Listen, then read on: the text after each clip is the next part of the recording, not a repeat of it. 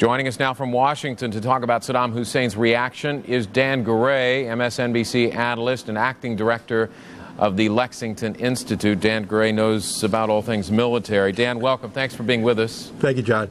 Let me start with your reaction to what you heard from Saddam Hussein. Well, it's entirely predictable that he would piggyback on this event, assuming that he's not somehow actively involved in it, to push his own agenda, which is, of course, that America is the evil force in the region and that anything done to oppose America is, in fact, legitimate. And so if we fight a battle against terrorism in this country, if we're launching a war against terrorists around the world, does that mean that Saddam Hussein could somehow become involved in all of this?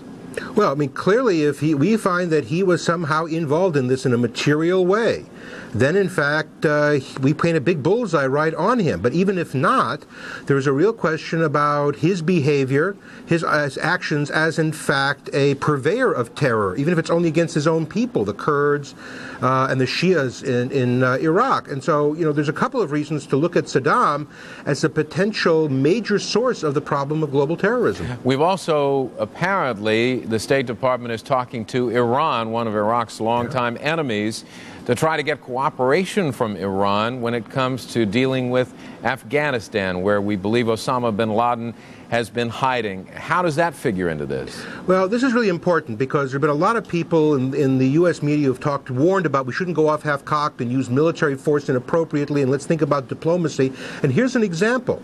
We in Iran have had a very difficult relationship for over 20 years, yet we are taking a very important diplomatic step with respect to the current government of Iran, which is relatively moderate for their recent history, looking at having them help us at least to the extent of putting pressure on Afghanistan. And if we can get our ends in Afghanistan through diplomatic means, it's clearly preferable to going to war.